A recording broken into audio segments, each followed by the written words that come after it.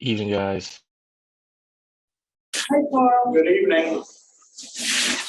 Sure what that was at first.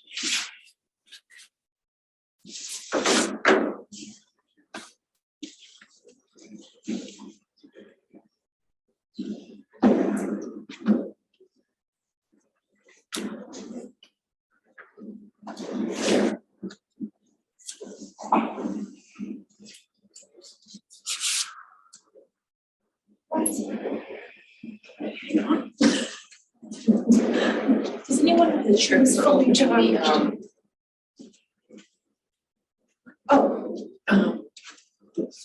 You want your written down? The wire. It's, oh, okay. Better way. See if we get, you're gonna grab it from. Oh, I can find. Oh, there you go. Thank you. I'm gonna go get a charger.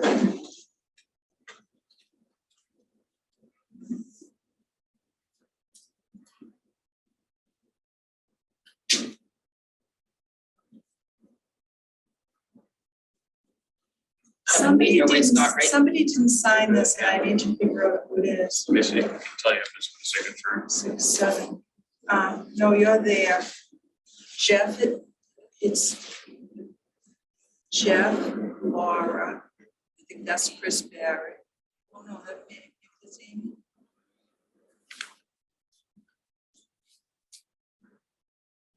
Oh, no, it's Chris Barrett when he's in. Okay. Is he not coming today? I didn't hear, so I don't know. Find out. That's okay.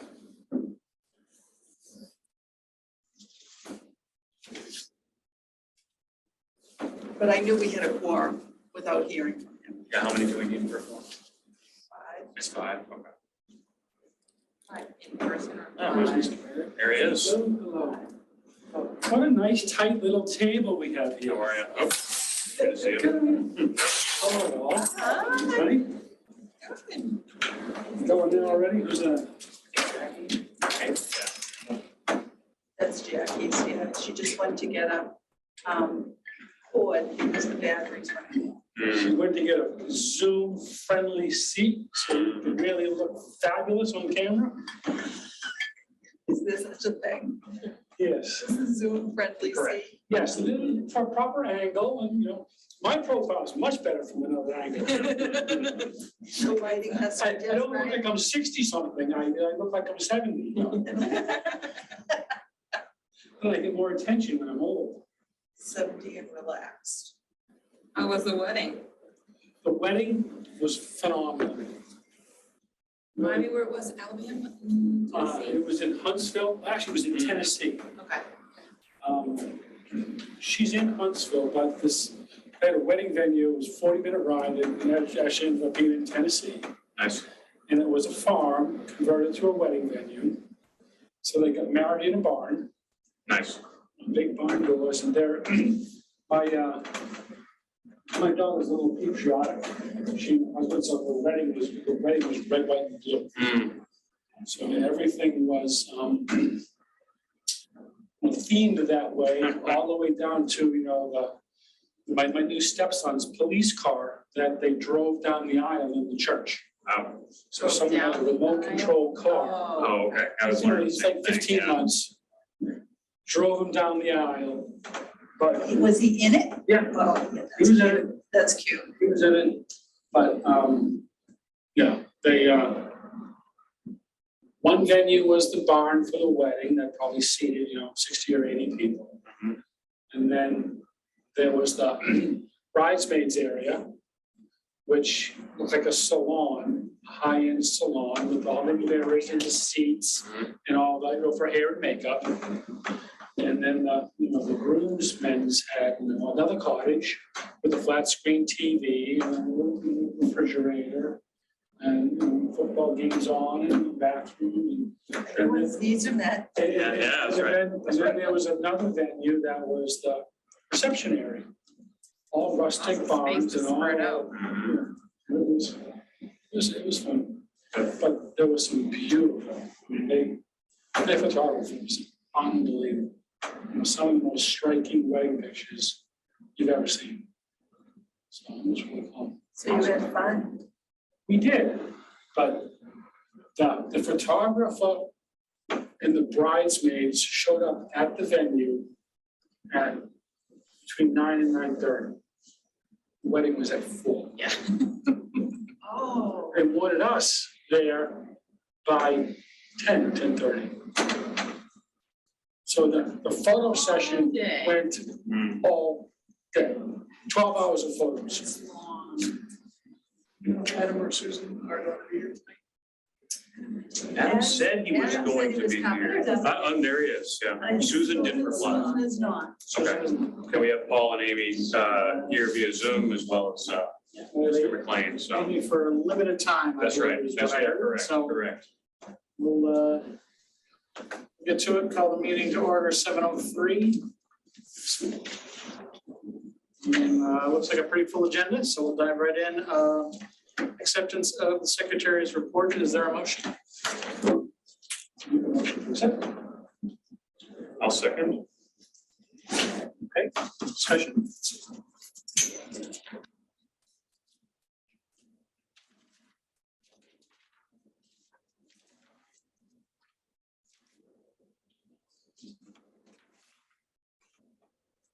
So, No.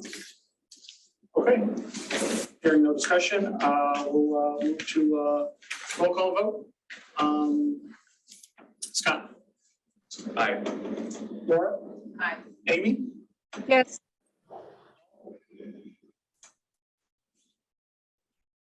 Paul, You're muted, Paul. Oh, I didn't hear you call my name. Aye. I will speak up. Chris? Yes. Jackie? Yes. Adam? Yes. And I'm a yes. It's unanimous. Moving on to acceptance of monthly staff reports. Is there a motion? Laura? Second? Second. Very good. Discussion.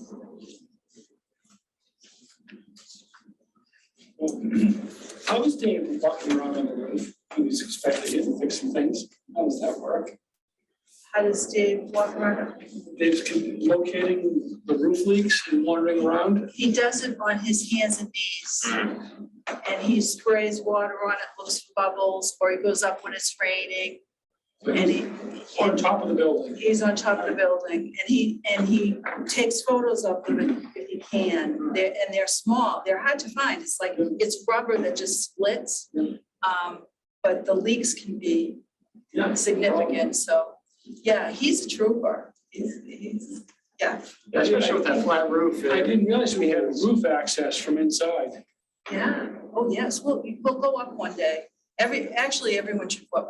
Yeah, I've- everyone should go up. I've been up a few times. I need to go. up As a there. member of the building committee. I thought I was on the building. Well, we gotta get you up there then. Yeah, you have to be careful, like Jackie can't wear good shoes, because you don't want to damage the roof anymore. Yeah, than no, it it's not is. actually a good thing to do, is walk on the roof. Right, so we limit it, but he does check it out. Whenever there's rain and there's a leak, he goes out and finds it and fixes it. It's good. Just kind of elaborate on the library IT capital codes tonight. Yes, so I did not know that IT capital was reviewed by the capital planning committee.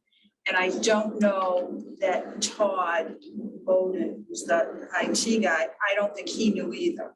So when I went to pay bills that he had looked at, we put in for about $14,000. And we got maybe 10 of it. So there were $4,000 worth of items that had been rejected.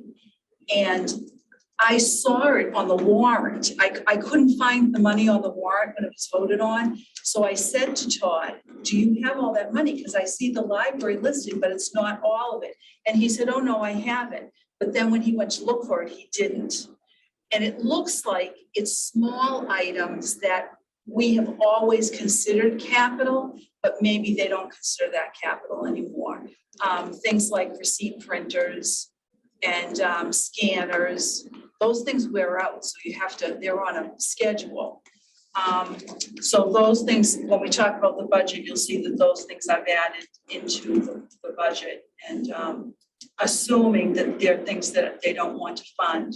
But that was a little disconcerting, so I need to find out when they meet under those circumstances and make sure that I'm at the table, because they could have made choices that could have hurt us, or that I was not prepared for, or that could affect certification, or like anything could have happened, and we didn't know. But the money just was not in the line item they thought that it was. So you haven't actually got like an actual official explanation, it's just that we're just assuming that it's because it's. a small- No, somebody during the meeting decided that there was only so much they had, and they just rejected it. I don't know how, I really don't know how that happened, so I do have to find out, because it wasn't a process I've ever been part of before. We don't even know if it was truly a budgetary thing or if it was lumped into some category that was considered Right. bounds. Right, I don't know. And it's not a category that was considered out of bounds, because I had checked with Todd before I did it and said, because part of what happens with our capital, and this is all gonna be part of the budget discussion, is that we have capital items that are relatively inexpensive, so they don't fit anywhere. You know, when they talk about town capital, that's roofs and the school department and big important things. Well, after 25 years, the staff room needs a refrigerator. And that's $800. Sure. And so in some cases, you know, it's simple, but like the refrigerator, that's relatively simple. We're gonna find a way to pay for that. So Right. that was annoying, but at least I understand that one, right? But just because it's small, I mean, the police use toner in the printer, right? That's like $50, you know, the library uses printer paper, not the compartment on the printer. But just because it's small doesn't mean it shouldn't be covered. Right, and all those things are covered. I think it's more a matter of everyone being on the same page as to what's covered where Sure. and how we do And then that. communicating it. Yeah, Right. yeah. I think that's, the question is whether they just said anything under $1,000, we're just gonna assume that they can cover it, or if that's if it's It doesn't, specifically said. it doesn't seem to be that way, because it seemed to have that specific items. So yeah, I need to know how that worked so that I can make sense of it. And at what point that, like, I don't know who looked at that. It wasn't Steve and Kevin, because they didn't say anything to me about it. And it wasn't Todd who runs the IT, because he didn't know either.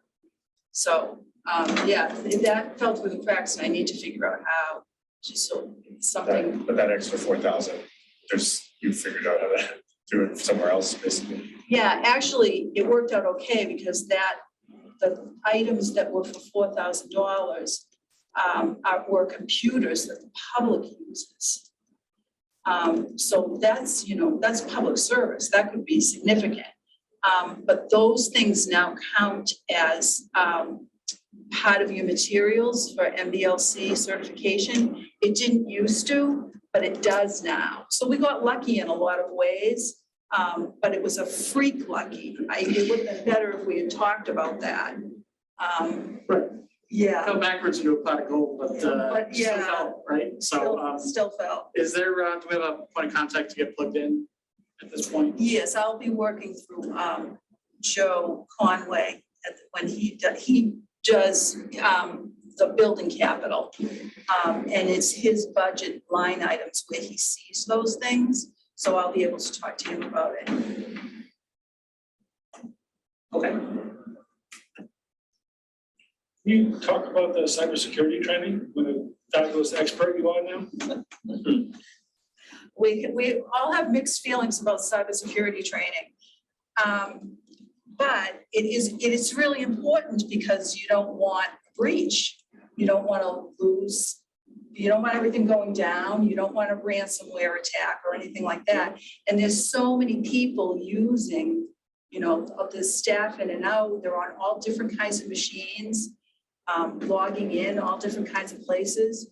So it really helps you. The state provides it, and it made me want to poke my eyes out. It was these videos and I felt like, come on, just let me read it, you know? But you really had to watch it and do it. And then they would send tests through your computer. They had set it up with Alyssa Staples, who runs our IT. Create attacks for you. And they'd send stuff through and see who clicks on this, how do people respond to this? And we had 100%, no one clicked on anything that they shouldn't have clicked on. So that's, you know, with the full staff, that's great. Yeah, so it was worth doing it. So how far did they go with that? They faking email addresses, or they Yeah. trying Yeah. to make Yeah, sure it you was- read the email address that actually came from you and not checking dot. No, it wasn't, they didn't fake our email address, but you would get something from someone that would act like it was an invoice.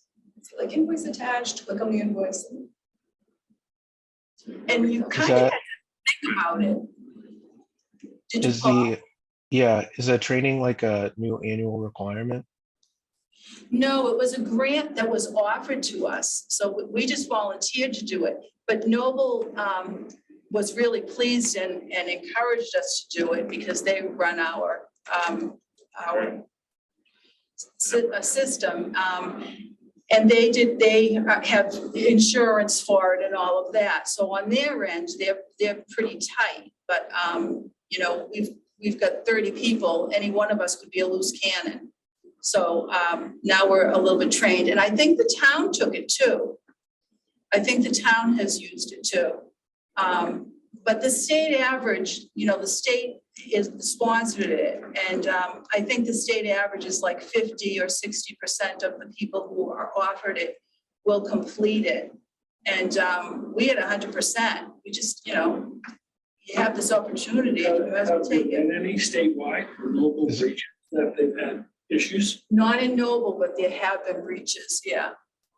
Yeah. Is it- Boston Public Library had a ransomware attack.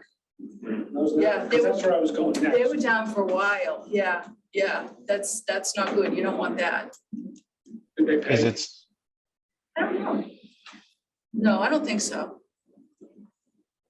is it something that Noble's projected to do a grant for next year as well? Well, Noble didn't do the grant, it was the state of Massachusetts. They just ran the training. So, well, they participated in it, the state ran the training. Okay, check, understood now. Is the state gonna probably do that again as like an annual I or think they'll refresher do, trial? I think they'll do it pretty regularly, yeah. And probably update it because things change. Kinds of attacks change. Do we at the Is it- library or town have a recovery protocol for ransomware? I think That's the question. I think the town has something, but I think the town is prepared at this point. And I think maybe the town has taken this too. I think town hall has had access to this too. Yeah, but everyone encourages everybody to be careful. Yeah, no, sure. Yeah. The trick is learning all the tricks. Yep, and then stay current on the tricks. Yeah, how not to be fooled.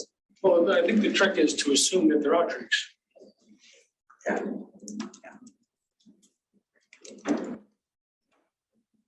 Is it something that we'd want to consider for like next year is adding into the budget for like new employee training to take it if the grant isn't offered, or like annual refresher training?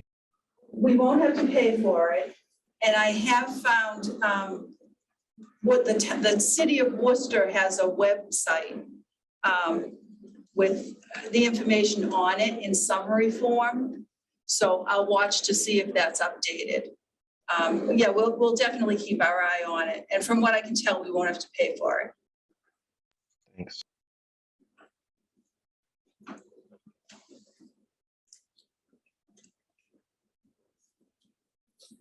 I'll send to that Worcester website. Any further discussion? Okay. Hearing none, I'll call for a vote on the motion to accept the monthly staff reports. Scott? Yes. Laura? Yes. Amy? Yes. Paul, Yes. Chris, Yes. Jackie, Yes. Adam, Yes. and I'm a yes. Motion passes unanimously. Public participation, so we have Michael McLean. Michael, welcome. Hello. Yeah, I'm liaison to the library this year from town council and, so I'll stay out of your hair. I'm just observing, and if there's anything you want me to pass through or any pressing needs that you'd like the council to consider, feel free to let me know. Thank you. Thank you. Yeah, thank you very much and welcome. And if you have any questions, Michael, I'll make sure you have my email address. Just send an email anytime and I can clear up any questions you might have. Sounds good. Yeah, I do have that counselor.mclean email right on the town site.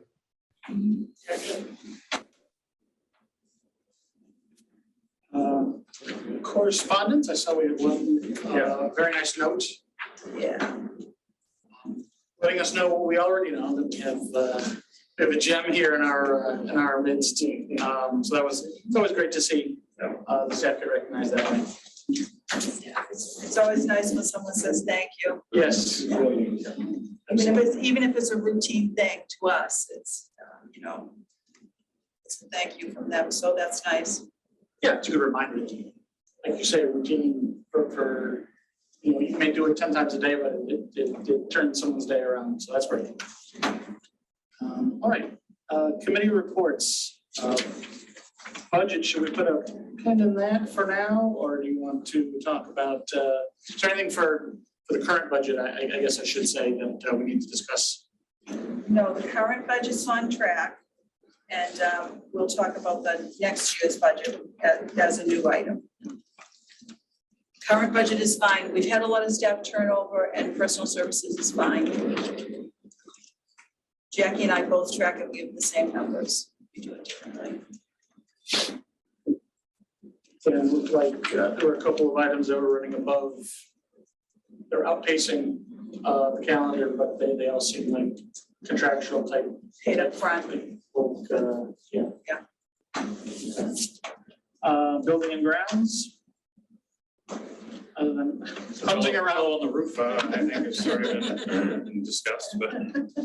So at some point, we should discuss coming up with some kind of strategy for going to the town for. Yeah, we're gonna have to do the capital plan within the next month, so I'll email the building committee and we'll look at what we're gonna do, which is talk about the roof Yeah. and whatever else is on that 5-year plan. Yeah. We'll look at that, because we don't want things to get lost under the roof. The fact that we're focused on the roof, we don't want to forget that the masonry is a problem. There are other things. So we got a tree on Avon Street. A nice dogwood. Yes. Yeah. Dennis Fazio planted that, I think, with Girl Scouts. I saw a tree out there, yeah. All right. Friends. I went to the meeting this month. There, as you probably saw, they are collecting books for the 2023 book sales. They still can have it at the Hurt School, but beyond that, they need to find a new location, it sounds like. Another thing that came up that I thought I would at least pass on is that it seems like fundraising is down a little bit, memberships. They're mailing with the gas and light departments throughout the summer, but it's going out in November. So that usually brings in some things, but honey sales are down. So please tell your friends to buy honey at the library instead of from other places. And thinking about season of giving, Giving Tuesday and support the Friends of the TV Library. Amazon Smile, all of that stuff. I'm saying Amazon Smile, we can, Amazon right? Smile, yeah. Yeah. That's a good one. Yeah. I got my friends thinking my number two the other day. Oh, you did? Okay, good. All right. When I was at the meeting 2 weeks ago, they were saying it was delayed. Okay. Yeah. And I guess because a lot of people are getting their bills electronically these days, it's not bringing in as much as it used to, so. That's what I honed in on. Did they chat about any design work for their new theme and logo? No, we didn't. That disappeared. Yeah, I didn't know they were supposed to have a new one. There's a lot of discussion with sale. Yeah. Yeah. Thank you very much. And I am on the hook for next month, November 10th, so I will be reporting at our next meeting. Gift funds. If there's any current business, but I have a feeling we'll talk about gift funds as we review some of the new business items. Which again, I think I mentioned last meeting, it'll probably mean our subcommittee should chat at some point, but I think we'll see what comes up during the new business and go from there. Okay, legislative advocacy. So are we kind of in between cycles right now? And we're in good shape. Yeah. I heard from Noble that they met with other consortia and MBLC, and everybody's on track to be funded what they need. They're jockeying for a little bit more because what Noble gets trickles down to us. But everything looks good at this point because there aren't any dire needs.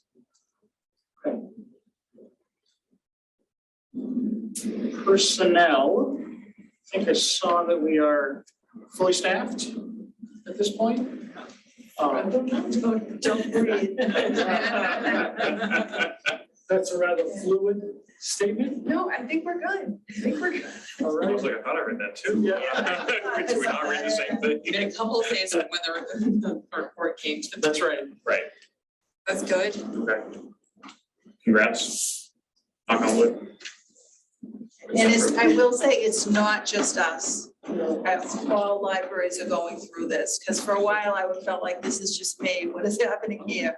But I've talked to other people and it's everywhere. There's just a lot of turnover, a lot of retirements, a lot of new people coming into the profession and a lot of changes. Yeah.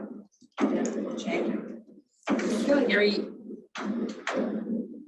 whenever you shared that somebody was leaving, it was always for a good reason. So they were moving or like a, so.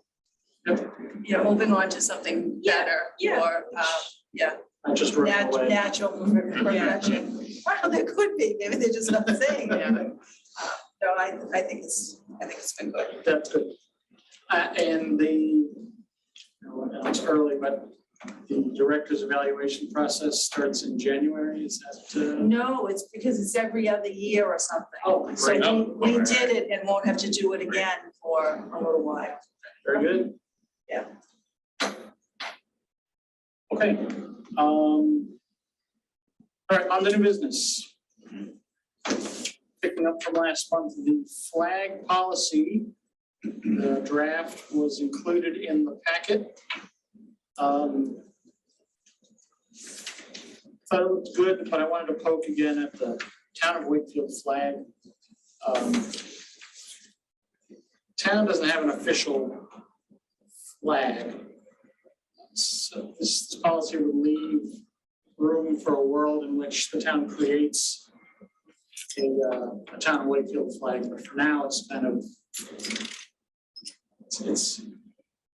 it's either moot or it could be potentially confusing people. So I just wanted to put that idea out and see what folks thought. Ultimately I'm okay taking it out or leaving it in. We just need to be clear about what a town of Wakefield flag means. It's not just every committee or organization within town has a flag that they can run the pole. It would have to be an official town of Wakefield flag in the same way that the Massachusetts has a state flag. Right? Right. Michael, has there been any thought about a town flag? Well, this is the first I'm hearing of it, from you folks, to be honest with you. It hasn't been on any of the agenda, since I got elected. I'm not saying that there may not have been discussions that I'm unaware of, but I've been on since, I guess, June with the special election last February, and this is the first time I've heard of it. Heard about plenty in terms of flags in general, but Sure.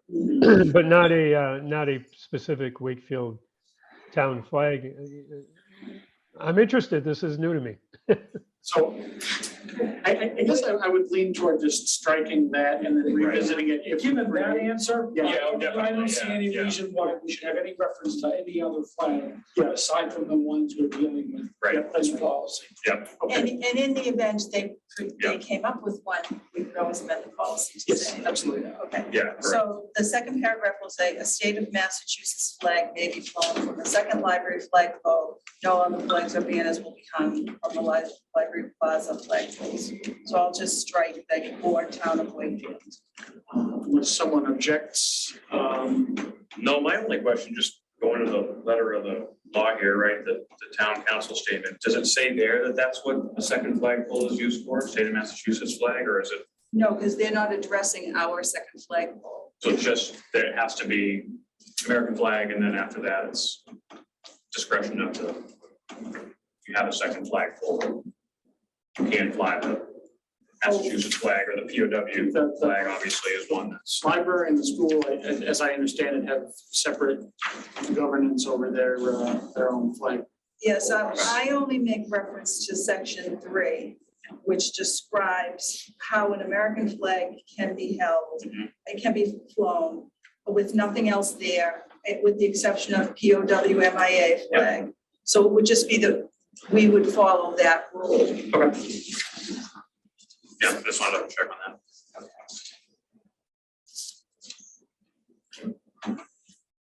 I think the town policy references anything about the town flag either, so. No, it It is doesn't. smart to It just doesn't. just strike that. Yeah, that. All right, if there's no other discussion, I'll entertain a motion. I'll make a motion to accept the proposed flag policy with the amendment that will strike the verbiage around, including a town of Wakefield flag. Second that. All right. We put to a vote, Scott, Yes. Laura, Amy, Yes. Paul, Yes. Chris? Yes. Jackie? Yes. Adam? Yes. And I'm a yes, that's unanimous. We have a policy. Okay, Nice. Very good. Next item is the FY24 action plan. I don't know if you had a chance to read this. It's an action plan is required by the Mass Board of Library Commissioners in order for us to qualify for grants and possibly state aid. But definitely for grants. So we've had a strategic plan in place for a while now. We have 2 more years of it. So this would be the plan that would be in place starting in July, going through June 30 of 2024. So it's pretty far in advance to be making these plans. We can adapt them as time goes on, but we just try to put something on record that gives us a little bit of guidance. So for example, if we were to somehow digitize the daily item early, that wouldn't be a problem. We would just pull that forward Right. and consider that addressed and maybe replace it with something else from 24. Yeah, or if something comes up that you discover you want to step on right away, you can still do that and maybe replace something else that's here. But it gives you a general idea of the direction you're going in. And what we were looking at this time was trying to get back to basics a little bit because there's so many new people. And I realized that all the people who trained me have retired now. I'm the source at this point, which is a little scary. So I think we all need to do a little basics. And so this has simplified things a little bit. So does that mean Like basic, doing more training? it or- gives us time to do more training. So basic readers advisory, which is a skill that, somebody with a lot of experience maybe doesn't do training the same way that a new person would. So we'll kind of get back to, if you were starting, how you might approach things. cleaning up our branding a little bit. It's getting out of control. People don't know how it evolved, and everybody has their own idea of what they want it to be like. And then suddenly it doesn't look like it's from the building anymore. Yeah. And it's all great, but it doesn't all go together. Yeah. So we try to get all that, herd some cats. I like the emphasis on, I mean, it's really the goals 3 through 5 specifically, that they kind of all intertwine, where it's increasing visibility, you know, sort of a marketing element there, branding, like you said, and then really, I like the notion of strengthening community engagement, right? So serve as a reminder of who you are and how many things people can take advantage of here. Right. The question I had was, maybe this isn't the right document for it, but I think you're getting at it in goal 4, but you know, using it, like the idea of inclusion and that. So it says arts and humanities programming, but it doesn't necessarily talk about cultural relevancy or things like that. You know, I'm just thinking from like a DEI lens of kind of just calling that out a little bit. Where is it? Which one? So I'm just looking at goal 4 particularly, but you know, we're talking about. Build connections that strengthen communities. Yeah, I just wonder if it's worth calling out something about inclusion or Yeah, or accessibility or. Yeah. Or both. Well, it's interesting because today I discovered something that I thought we might want to do. And I said to Jackie, should I try to throw this into the action plan right now, or should we just do it? We're gonna look into, now I'm not gonna remember what it's called, being certified sensory inclusion. So the idea is you take training, every staff person is trained in how to cope with what they call invisible disabilities. And it's autism spectrum, dementia, PTSD, the kinds of things where people might need, you know, patience, a quiet spot or whatever. It's very affordable. One of our staff members took it as an employee of Fenway Park, and she highly recommended it. She's pretty savvy and said she had learned a lot from it. It seems affordable. We would be certified, and people would take a little test on it and everything. So that's sort of an inclusion, accessibility, that kind of falls in that category. So these things direct us, but don't limit us to things that pop up in their way. And all the EDI things are very popular right now, that they're front of mind. People are thinking about those things. So how you apply that to this setting and this staff and the circumstances next July, that is going to be something that we're thinking about. I know it's, you know, when we talk about the other documents, it is called out in like the mission, like the library's, you know, mission policy and everything like that. So And we put it in collection development now and I too. definitely think, you know, under the broad umbrella of remaining relevant to the community, definitely, I just want to bring it up in case we wanted to make sure it was at least mentioned. Yeah, I can definitely put that in front What was in it called? somewhere. Sensory. It's inclusion. Sensory inclusion. So the company who does, Because I was talking to one of the town hall people for health, they were doing training today of de-escalation, Oh, that was youth mental health first aid. youth mental Oh, health. first They aid. did it here, right? The one that was here, I think it was here. Yeah. youth mental health first aid, which we most of us yeah, have done. most of the, I don't know if everybody left who had that, but I've had it twice, yeah. You know, if you guys ever want that again. I did talk to Evan about I it. know our train, the Boys and Girls Club trainers are the ones Yeah. who made the town teach it, so Yeah, it's, right. we have funding to teach it to whoever wants it, so. So we might have some new people that need that, yeah. Sensory inclusive certification. Sensory inclusive certification. So you just said it's not limiting, but, you know, goal 2, I think the technology and information literacy skills is great. the way you keep stuff for technology from being really expensive is to always be doing a little bit of it. So you're not doing these big catch-ups all at once.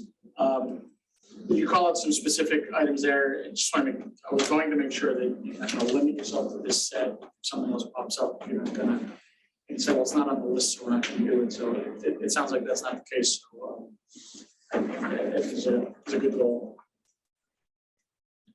Yeah, I think the general goals are more important than the specific items.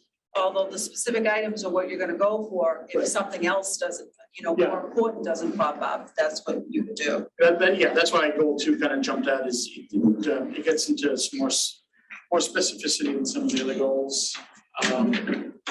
But it's good to set goals just as long as it's not a cap. Right? It's not what? It's not a limit. Right, exactly.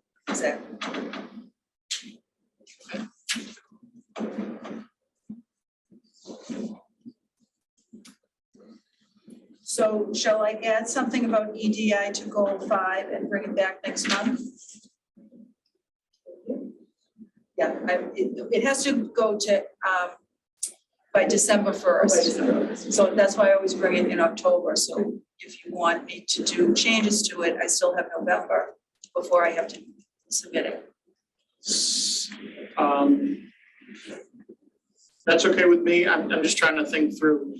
Towards the end of the year, there's usually a meeting that falls off the calendar because there's not much of an agenda. We just need to make sure that we actually show up to I assume you need a vote on that. Is that right? We need a vote. You can vote to pushing it, letting it go, as they, I mean, It's easy enough to put something in. Do you want something? Do you want me to So just make a address? motion, what can we say what we would put in, make a motion to approve it with that, Right, with the change. like we do with the flag change? policy? Yeah. If you can think of something that we wanted, like if you can think of an action. So wordsmith something around goal 4.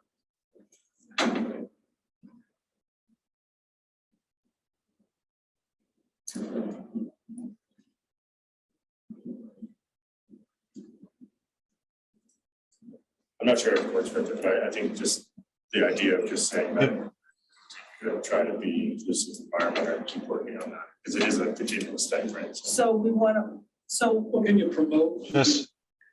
Just looking at the calendar, our next meeting is the 10th.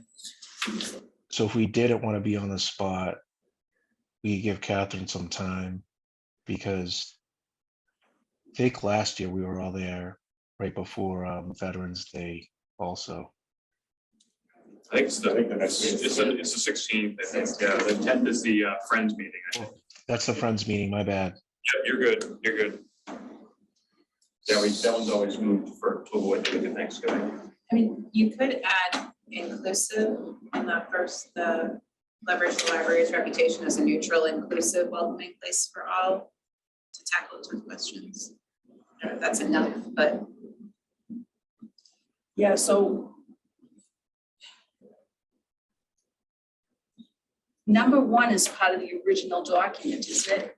Yeah, so that's part of our original document, so the action goes under that. okay. So under that, I would put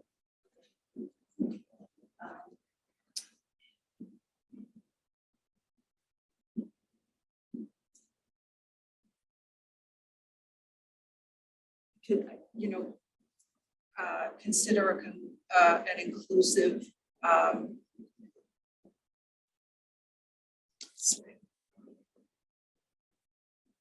Do we want it specific to the sensory inclusion certification? Or broader? I think broader. Yeah.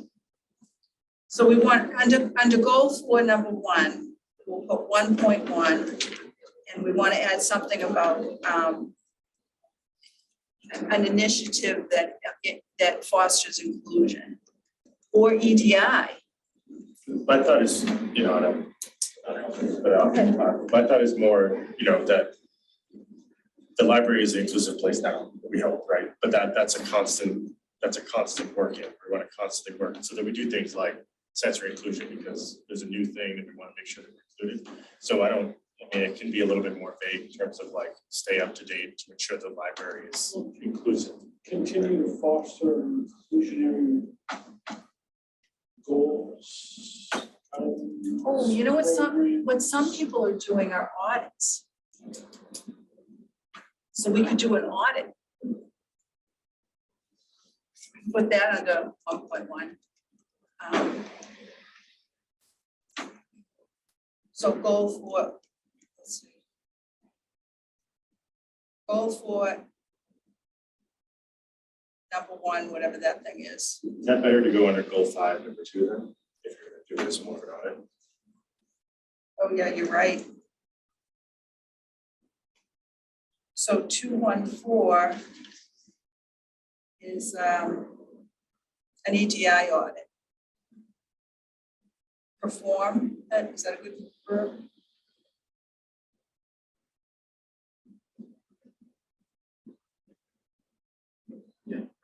Conduct. No, that's a good one. Okay, how's that sound? Do you need to define your acronyms? I can. I don't know who's reviewing this. You're gonna MBLC, get dinged on it for, no, MBLC, and they use it all the time. Okay. But I can spell that out too. I'm sorry, I missed that. What was the piece that we gotta spell out? EDI, which stands for Equity, Diversity, and Inclusion. So I'll put the words out so that people know what it means. Okay.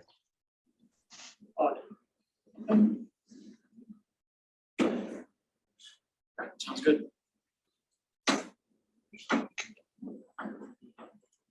Could you just repeat that for me, what our language is, please?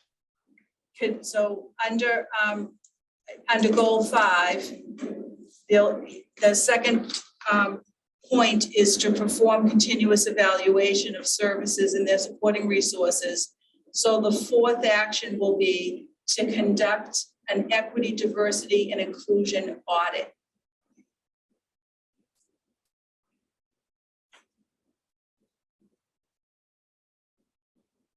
Got it, thank you. Very good. Yeah, that is a good thing for us to do too. Any other discussion on the CY24 action plan? All right, I will entertain a motion on the acceptance. Second.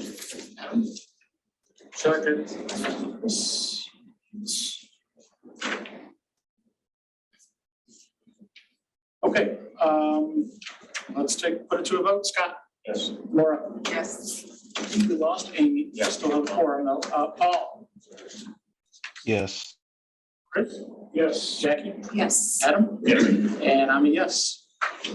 Thanks. Very good. Moving right along, FY24 budget. Hey, so here we are at the budget. Now, what else is on the agenda after budget? So gifts and grants, preservation assessment report, and digitization projects. And all of these things are tied together. Right. They all require money and they're, so it's all part of one big thing. But the budget itself, this is a very first draft. I have not spoken to Steve or Kevin, but I've watched some of the hearings and things, and I know he's looking at like 2.5% contractual raises, and I think he doesn't want to go too much higher than that. Things are not scary yet, but they're, everything's a little unpredictable now. We don't know what utilities are going to be. There's lots of things that we don't really know. So I may get information from them that would affect this budget, but this is based on what I know now. So I did put the total increase would be 2.6%. The personal services increase, which is contractual, does not include a contract that will be due to be updated, and that's Jackie and Stephanie. So it only would affect 2 people. So there may be an increase there in that line to that, but it would not be significant. And they're represented. I assume. Yeah, and so that's the contract that's up for. So the numbers that are in here are the last numbers that they have a contract with, but that contract will have expired by the time this goes into effect. Just to quickly pull on the thread, we got ramped into the last round of collective bargaining.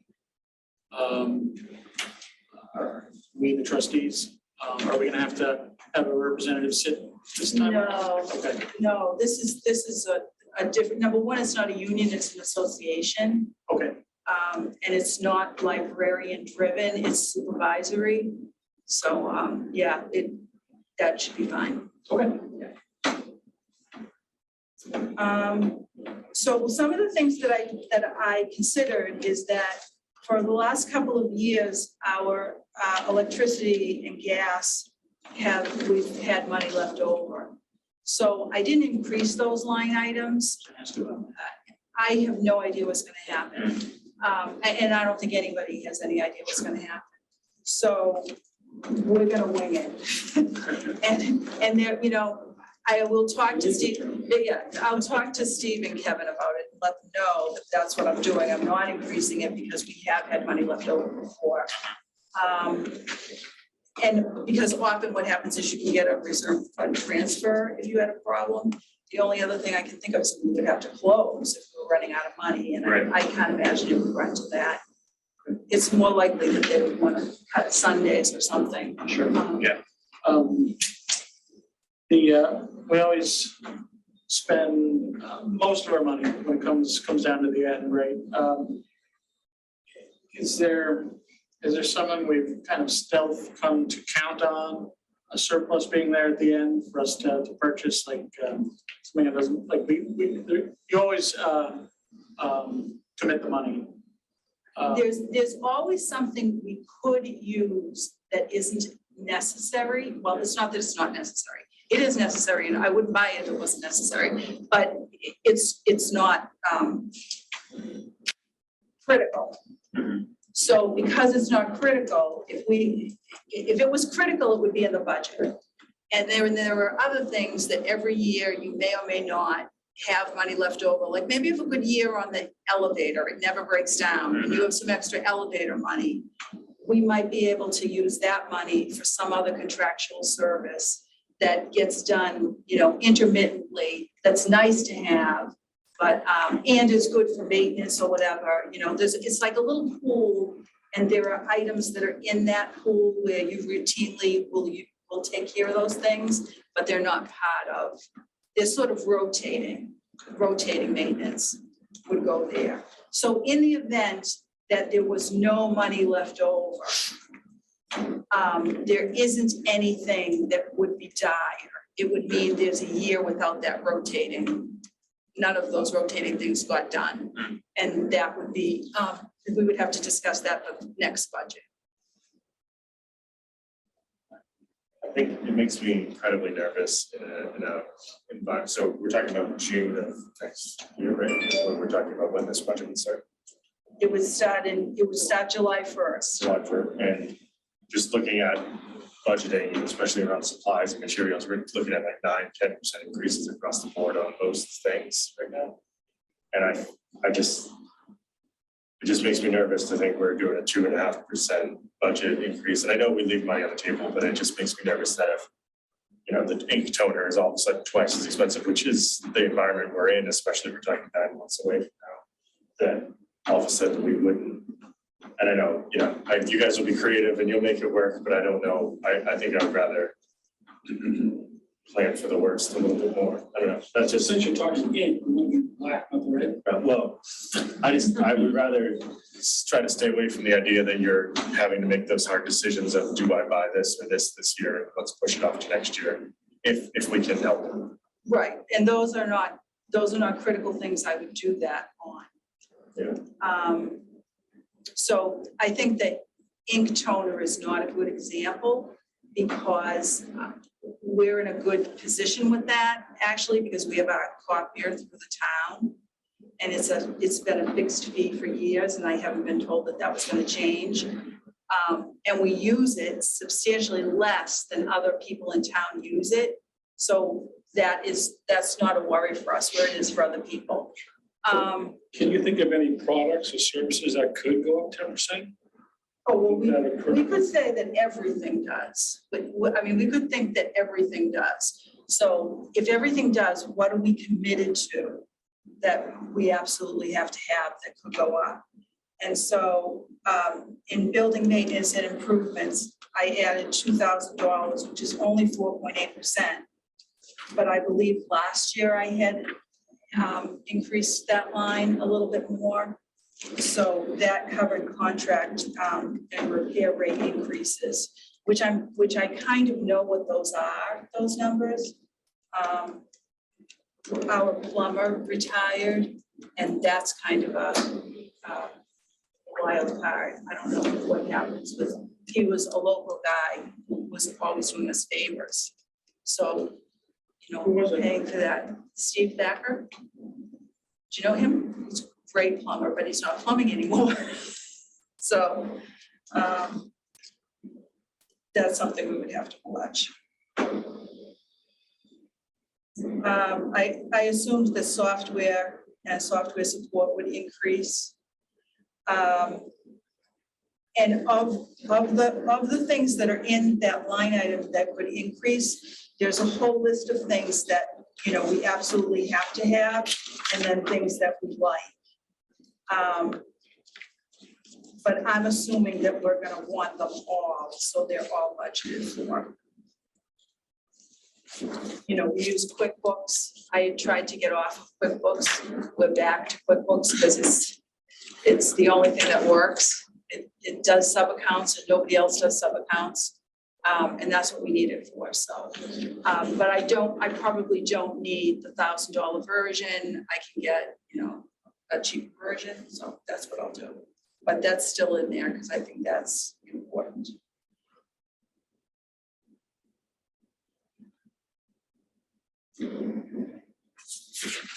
So under office supplies, there's an increase there, and that would cover some of the things from capital that we had not gotten from capital. Books and publications are up just 2,500, and that's to help with certification. So I think, you know, I think this is a conservative, responsible budget, and that I can submit it as a draft to Steve and Kevin and say, there are places where this may not be enough, given that, you know, I discussed this with the trustees and Adam immediately said, things could go up 10% and you're gonna be in trouble, which is true. So, you know, if we talk about it, they can tell me how they want to approach it. Because sometimes they like to approach things at the other end, you know, like, no, you don't have to worry about that. We'll do a reserve fund transfer if that's what's gonna happen. And we'll do that for everybody. We kind of want to be doing what everybody's doing too. Right.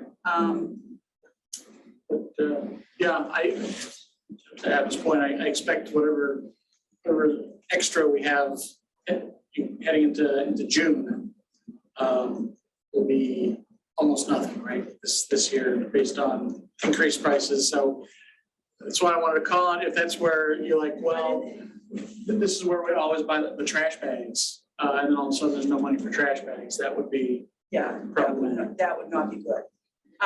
That has not been happening to us yet.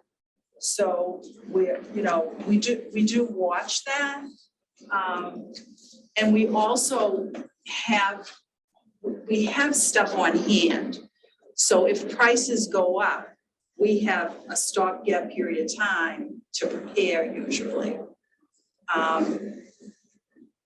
So if we had to make decisions about moving money one place or another, you know, buy this or don't buy that. We would, you know, toilet paper, you have to have toilet paper, that kind of thing. To echo Adam's point. I know you worry. We know you guys work magic, right? But that's not really the issue. We just want to make sure we ask for what we really think the library is going to need. If you say this is it, I will worry to myself quietly. And move forward, but, yeah, I think it's worth airing out. Yeah, and I think it's worth having the discussion with town hall that this is a conservative budget, and I purposely made it conservative, but with the understanding that we have recourse should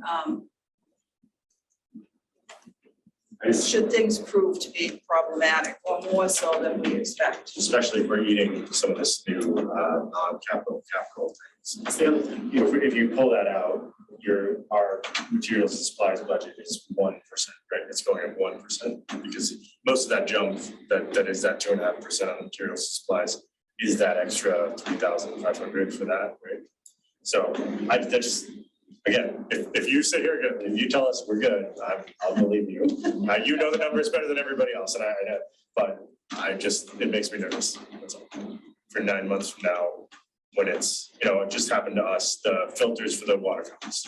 Dumb example, but those just doubled in price, and that's not an insignificant jump for a budget that only has $13,000 in it, right? So that just. Right. I trust you, so if you're telling me it's fine, that's fine. I know. So here's the second part of that story, is that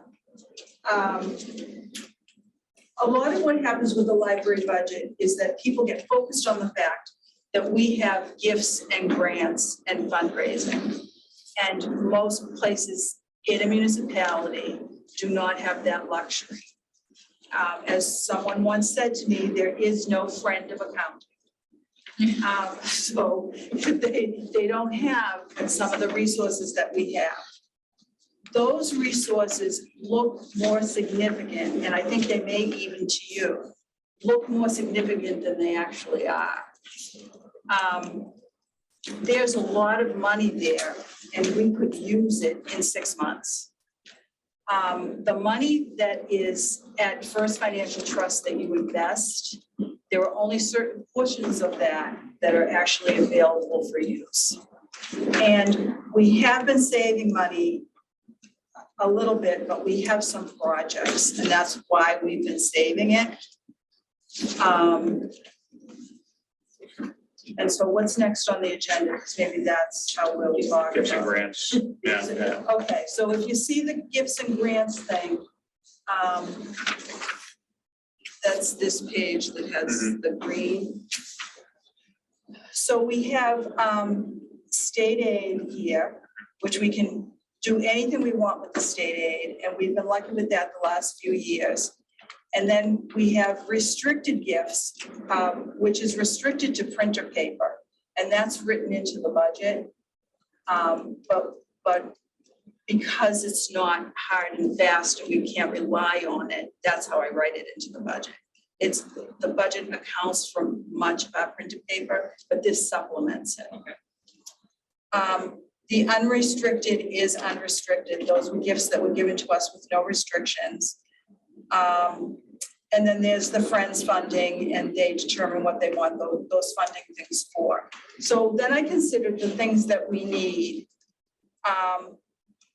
that are not covered by the budget. And as I mentioned, the capital things, there are other capital items that are unique to the library that other people don't have. We have 36 chairs in the Red Room that need to be reupholstered. It's not really enough money to be a capital project. And if you wanted it to be a capital project, it would get struck because they have, $10 million in capital requests and $2 million to work with. So upholstery is not going to get anything there. So that's sort of what we rely on gifts for, and fundraising, which fundraising we have not had for several years because of COVID. We haven't been able to have Blossom, so we're down that money. The programming costs us, and there is no line item for this. The town does not in any way pay for any programming that this library runs, and that includes supplies. So when children go down here and do coloring pages and googly eyes or whatever they're making, that is funded by the Friends or gifts and grants. And that is running us now about $40,000 a year. And that includes partnerships. So if Boys and Girls Club comes to us and says, you know, we have this great thing to do, but we can't afford it on our own, and they get 3 other people to join in, you know, we do that with the school department. And it's always to everyone's benefit to do it, and you like to be the partner to be able to do it. That's gift money that we're using for that. We do that stuff with the health department, the Human Rights Commission. We help fund those programs. So all that programming is now running about $40,000. The building was renovated in 1998, and I keep saying this, everything's starting to, like the wear and tear. If you've noticed, the signs no longer direct you to where you need to go. So the 4 people who are looking for large print are coming down here, and large print is upstairs. So we need new signage. I'm throwing out there, it's gonna be $10,000 for new signage. It's probably not gonna be that much. And I'm gonna find the cheapest way to do it, but it has to look nice. It has what they're replacing are beautiful signs that cannot be replicated. The company's gone out of business. So that's another thing, is that we use gifts under these circumstances because the quality of what we want has to be really superior to keep the atmosphere of the building, which makes this building what it is. We don't have parking. We don't have big rooms like some of the other libraries around us. Melrose is being renovated. They're gonna have this big thing on the side of it, all this space. We don't have that, but we have a marble lobby with beautiful signs and beautiful colors, and people love it here, but you have to keep that atmosphere. So all that gift for money does that.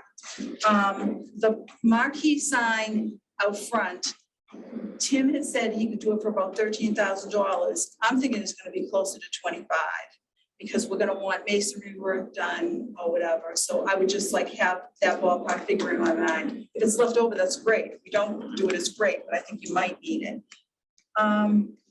And then there's upholstery. There's $10,000 or $15,000 in upholstery. And then we come down to preservation initiatives. And for this, I put down $45,000. We have a preservation initiative that could be $100,000 if we wanted it to be, and if we had that kind of money. Jackie had looked into and had suggested digitizing the daily item. And this is such an excellent project for a library. And the trustees for many years had said, you know, can you digitize the microfilm? And it was never, it was the years that Becky was here, and every year she would come back and she would say, it's really expensive, we can't do that, it's not that great. And now it's much better than it was before, and it's affordable. We worry a little bit about the microfilm and the life of the microfilm. It's a unique resource. It's unique to Wakefield. It's historic. It's, you know, anybody who's looking for anything, that's where they go. That's the only source. And this would be keyword searchable. I think it's a fabulous, undertaking. It's, yeah, Wonderful Jackie had asset. just a brilliant moment when she thought of it. And you know when your kids get a computer and they go crazy and play with it, and you think, I would never do that because I would be afraid that I would break it. Sometimes I look at Jackie and I think, I wouldn't have thought of that because it would have taken my breath away in fear. And she just like sees the other side of it and is so right. Like, this is such a good thing to do. And it originally kind of, like, my mind originally thought, are you insane? You know, we're gonna do this. But we wouldn't be the first people to do it. Sure. And it would really be a great thing. So we had that verified by having, then again, Jackie got us a grant to do a preservation study. which is something that I did want done because we have something called a treasure room that you will all get to see. And the treasure room has scared me because I don't think it's properly cared for. It hasn't been cataloged properly. We don't have an archivist here. And everything there is irreplaceable. A lot of what's in there is irreplaceable. So we wanted somebody trained to evaluate it and give us a plan. So we did that. So if we have any extra money, we want to start working toward these preservation goals and, working to fix that treasure room so the humidity is the right level, taking care of some of the artwork that we sort of take for granted, that maybe it's in the sunlight and we didn't notice, or any of those kinds of things. So that's like my summary of the last three things on the agenda. They all sort of go together. Yeah. I'm not saying we need to do that right now, but before we get too far down the road, do you need a vote on the draft? I think so. Just for everyone to have in the back of their heads while we talk. I think the preservation assessment report was great. I think the fact that we got a grant to do it is even better. There was a list of recommendations that I saw you bin into near, mid, and long term. Did you also bin them into yes, no, maybe, or is it all yes, maybe? This was done by the priorities were done by the archivist Okay. for us. So we didn't come up with these. She did. And there are some that I have the sense we could actually do them sooner rather than later. Like she has a long-term priority to acquire disaster response supply kits. And I had already been looking at that from last year's action plan, which was that, those emergency supply things, are all of that is a thing in of itself. But I think we could do that a lot sooner. Is there anything on here that you see as unnecessary or not feasible for the library? Or is all of this, we'd love to do it if we had the time and money? Did you, Jackie? I think there was some things we thought were really far down the line. Maybe the maps might be further down the line. Well,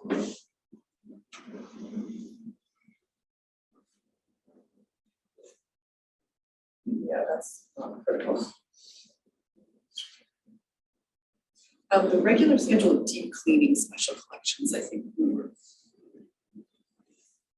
not sure. Oh, Yeah. yeah. By and large, you were in alignment, like, we looked at all this and said, this sounds pretty good. I did this with Alyssa Staples, our head of tech services, who's kind of the only person in the building who has some archival experience. And she focused on that when she was getting her library degree. She'll be the new person too. But we did this together. We walked around with the consultants and she talked to us, walked us through everything, and then walked us through the report when it was done. And it's a lot of work. I mean, it's a significant amount of work, but that's why it's broken up this way. I mean, no one is going to get to this, probably all of it in their even lifetime. She kind of said, I mean, when we first looked at this, I think your reaction was like, oh my God, we're in such bad shape. But that was not, I mean, she thought we were in wonderful shape, like generally speaking, she's dealt with, I think the last town she did an assessment for had like files and cardboard boxes in a moldy basement, like we're fine. She's like, you're fine. So a lot of this is sort of really long term, but it's good to have it spelled out. Yeah, it did almost seem like a life's work. Yeah. Do we have a number on digitizing the daily item, just that It part is. of it? So on here, I put $45,000 because if we could do that, that's how I would like to start it off. To get a big chunk of microfilm handled in a year, and within that year, spend $45,000. Yeah, I mean, of all the things on here, that seems like it would have the broadest community impact, right? Exactly. Yeah, Is there, and I don't know if there's a way to tie this into Blossom, since we haven't done fundraising, but is something like the digitization of the item something that other town partners or entities might be willing to help fund in some capacity? That's what, it's- like the item itself, or, I mean, I'm I was wondering, money, yeah, but, so, yeah. but other, I mean, they put it, but like, I don't know, like, is there historical society or I don't know. it's possible. I think the way that I would want to do it is to do like Blossoms and say, you know, this is where the library's portion is gonna be dedicated to, and so people know what they're giving to, and it's kind of a community thing. Tied into the anniversary too. Tied to the anniversary, but I think the reason that we actually It's a want to pay, wonderful, it is, it's a nice hook. I take the whole list and try and run at that. Get a few Blossoms out of that list. I am so in favor of preservation and digitizing the item and getting the treasure room where it should be. I couldn't be happier to be part of that, lead that charge, do whatever I can to do that. I think it's a phenomenal goal, project, idea. I agree. I think it's a great initiative. I do think we want to pay for it though, because we want to own it. That was Yeah, one of my yeah, points yeah. coming up next. Right. Because when the library owns it, that means that the patrons own it. And the item understands that, they would sign off on our doing that. And they have their own microfilm. So this would be an alternate format that they don't have. And it is the keyword search thing. The town hall called once and they wanted information that had something to do with Butler Ave. So you had a keyword, but we didn't have anything that was keyword searchable. And we had staff going through that microfilm for, a week trying to find, you had a time period, but you had to go through every single paper.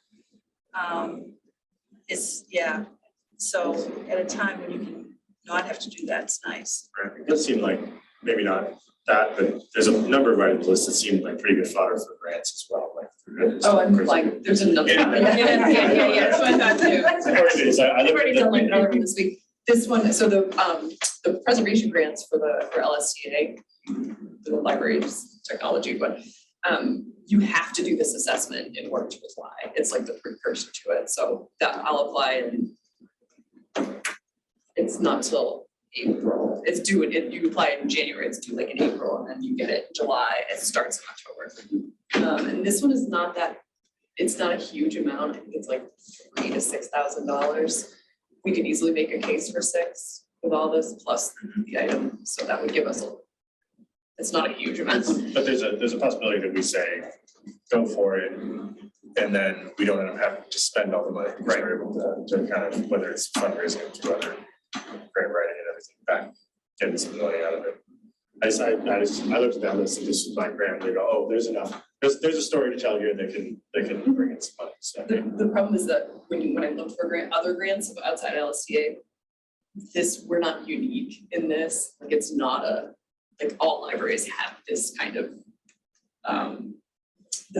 list. So everybody's trying to digitize their like local paper and like everybody's trying to preserve stuff. So it's like kind of a hard sell. It's hard to stand out. Yeah, as local papers are folding all over the country, it's become a very important thing. People are paying attention to it, so. It's a nice initiative because if you use the money you have, we wouldn't be committed. We would, the way we're looking at it now, we would go with a single company. And that company, you don't sign a contract that says this is for this huge amount. It's per role. And you determine together how many roles you want to do at a time. They give you a time frame and it just kind of is rotating. They go in and out, which is sort of what we did with BPL when they were doing it for us. But theirs was much slower and you had no idea when you were going to get back. And that was almost like a trial. That was like an experiment because we did that so early in digitization. You heard you talk to 3 different companies about this, is that right? Yeah. Was there a fourth one that wasn't responsive? Yes, it was. Cost pretty comparable. Do you have one in mind of the 3 that you'd be leaning towards, or? Not really. Really? Their structures were different. Some of them had very low upfront costs, but then had very high annual fees. Okay. Whereas the company that we prefer mostly for the primarily for the quality too, it was a much better interface. You pay a lot up front and then you own it. It's yours. And they host it forever. And if they don't host it, like you have the backups. Like it's a little bit, it's just, if you have the money to do it in the beginning, it seemed better to us than rather to not have to count on like $2,000, $3,000 a year Sure. that someday you might not suddenly have.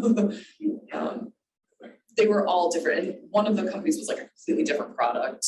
It was really just going to give us PDFs. It wasn't like the 2 interfaces that you sent both, right? Newburyport and Westboro. Westboro. So those were the 2 that kind of were comparable. The other one was not really what we were looking for. Yeah. And actually was not inexpensive either. And so the way that they host it is significant. We're gonna want to think about that. The Boston Public Library is considering doing this as well. So we're kind of keeping an eye on what they're looking at and how they do it and what they consider top of the line. You want something that's gonna last the distance too. You don't want to start out with something that you're gonna have to redo it because it's not the we want state of the art. But yeah.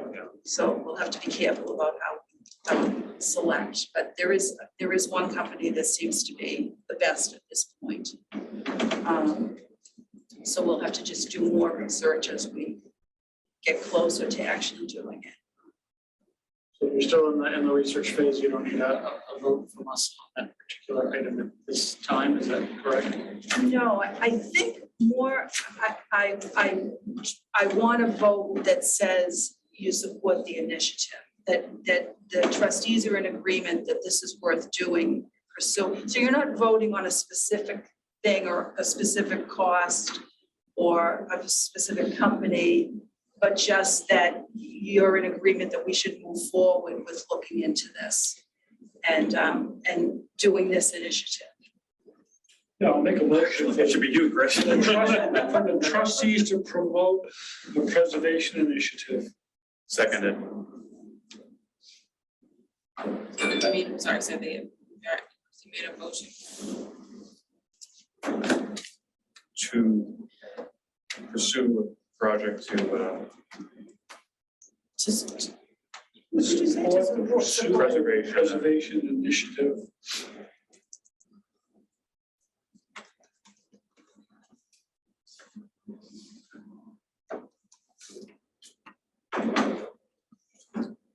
Is that specific enough for your purposes? Very good. Any other discussion about that then? Move to a vote. Scott? Yes. Laura? Yes. Paul? Yes. Chris? Yes. Jackie? Yes. Adam? Yes. I'm a yes. Okay, so backing up then, is there anything else we need to discuss about the FY24 draft budget?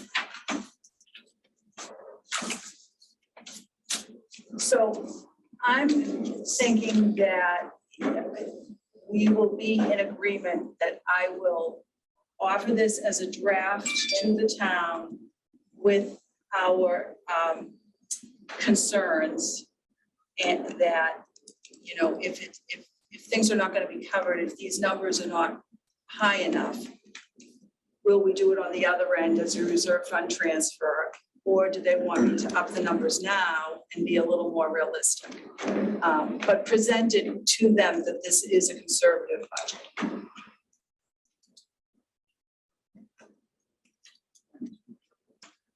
Any additional discussion from the trustees? And I'll say Adam was really nervous. It was But 10, but everything's up going up 10%. I Everything's going up 10%. But I've had this concern for a while because of the gift funds, because of the state aid, that there's this little bit of a feeling, well, like, you know, we can nickel and dime the library budget because they'll find other ways to pay for things. And I think that's a cycle that you get into, and eventually you get into the point where you go, listen, we're spending all the library on aid just to stay certified, and that, I wanna, and I know it's your job to work nicely with the people in town, and it's our job to be the mean people who say no to things. And I think that's where I'm trying to do that role where I say, I don't want the town to get used to the idea that we pay for toilet paper, you're not buying this book or that, you know, I don't know what those choices are, but you know, every year we give money back, right? You guys are great stewards of the town budget. You do a great job. Every year we give money back. And then we go to town meeting and have to make sure we get our budget, and then they cut our technology thing, which, like you said, could have been a random thing, but we didn't get that. And I think that's my concern. And again, I'm gonna vote for it, but I just want to make sure that And that's. this is why we have Michael as our liaison to be able to tell the board that, you know, we do have lots of extra funds, and they are earmarked for important things. And they're not, and the thing that I tell them, when I do a presentation every year, the thing that I tell the town council is that we get a lot of gifts, and people pass away and leave us significant amounts of money. And we get that because the town funds the library. When people donate, they know it's not going into carpet or roofing. They know that they're paying for extras, and they're able to see what that is. Some people even will call and say, you know, what did you do with my mother's money? One person, I mentioned that we were looking into a marquee in the front of the building, and, you know, she doesn't need her name on it, but and maybe her specific money won't even go to that, but she likes the idea that that's the kind of thing that will fund, that will be used with her mother's funds. Yeah. So, you know, there is that sense that we're sitting on all kinds of money. And it is nice. It's nice we have that money there, but it is being used for things. I would imagine I think you mentioned that some of the funds are restricted, and, you know, you don't necessarily use them to buy the, you know, to pay the daily expenses, right? Right. What is the library heated with? Just curious. The heating, Yeah. it's gas. Yeah, and you know, when you talk to Steve, I mean, I think he is of the opinion that in the future, you know, say every year the town usually gets $1 million or so returned from various departments. I don't think we foresee that that's necessarily going to happen. And in Monday, we had a presentation regarding use of some ARPA funds for people, you know, whose heating bills are going to go through the roof who can't afford them. So I would just say that you may have given money back in the past. However, you know, keep in mind that gas and light is going up, and oil's going up by 60% or higher. We don't know. Gas and light will have increases. They have done some smart hedging. They're maybe not going to go up as much as some of the IOUs. I just learned that IOU doesn't just stand for what I always thought it stood for. It stands for also for independently owned utilities. Well, we have our own utility, and they're doing a good job, but they're going to go up too. So depending on what size energy is of your budget, and how much you've given back in the past, and how much you may get hit for this winter and next, I would just say keep, you know, when you talk to Steve, you know, talk to him about that. Yeah. Thank you. Just as somebody who does programs, you guys do a lot for $40,000. For that number, might sound good, but that's an amazing. You guys get a great bang for your buck if that's all you're spending on programming. When you consider that includes the entire summer of Plaza Jazz.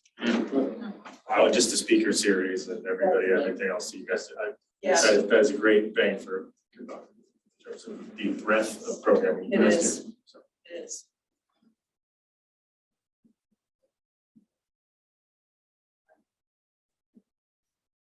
Okay, given all those concerns and caveats, are we ready to move to a vote?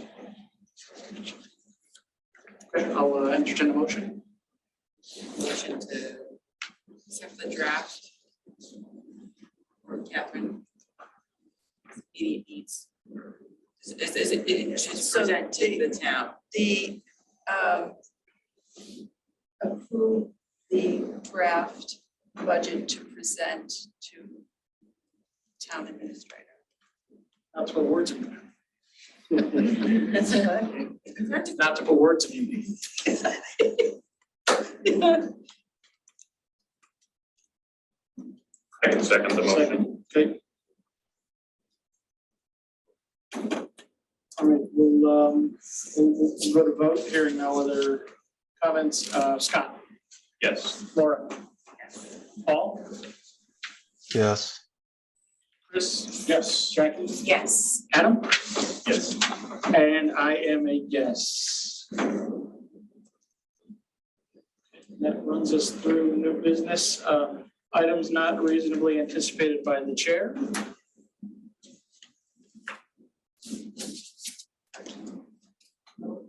Okay. As we mentioned, the next Friends meeting is November 10th. I'm primary, and backup. And our next meeting of the trustees is November 16th. Full of a holiday. Is Right. there a motion to adjourn? I'll make the motion to adjourn. Second. Okay. Around Scott, Yes. Laura. Yes. Paul, Yes. Chris, yes, Jackie, Yes. Adam, Yes. and I am a yes. The motion to adjourn passes. Thanks, everybody. Thank you. Thank you. See you all. Good night. Good night, Paul. Good night from Missouri. Thanks again, Michael. Thank you all. Thank you. Thank you. Could someone, would it be okay for somebody to email me your policy that you voted? Oh, yes. Yeah, absolutely. Okay. Thank you. Chris, I need you to sign these signature pages. Actually, did you get one of those? No, You get that when you sign, that's it. You never signed, so here we go. I think there were